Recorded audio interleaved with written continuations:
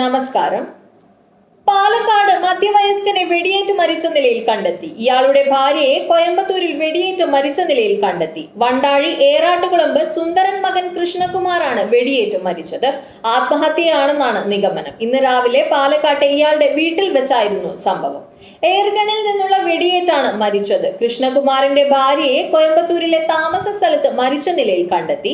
47 വയസ്സുള്ള സംഗീതയാണ് കൊല്ലപ്പെട്ടത്. കോയമ്പത്തൂരിൽ വെച്ച് സംഗീതയെ വെടിവെച്ച് കൊലപ്പെടുത്തിയ ശേഷം കൃഷ്ണകുമാർ പാലക്കാട് എത്തി ആത്മഹത്യ ചെയ്തു എന്നാണ് പോലീസ് നിഗമനം. വീടിന്റെ മുൻവശത്തെ മുറ്റത്താണ് കൃഷ്ണകുമാറിനെ വെടിയേറ്റ് മരിച്ച നിലയിൽ കണ്ടെത്തിയത്.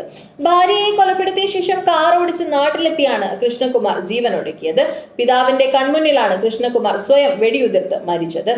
ദമ്പതികൾക്കിടയിൽ കുടുംബ പ്രശ്നങ്ങൾ ഉണ്ടായിരുന്നുവെന്നാണ് വിവരം. ഭാര്യയ്ക്ക് മറ്റു ബന്ധങ്ങളുണ്ടെന്ന് സംശയിച്ചാണ് കൊലപാതകമെന്നാണ് സൂചന. സംഭവത്തിൽ കേസെടുത്ത് അന്വേഷണം ആരംഭിച്ചതായി മംഗലം ഡാം പോലീസ് അറിയിച്ചു. News desk മലയാളാക്ഷരം.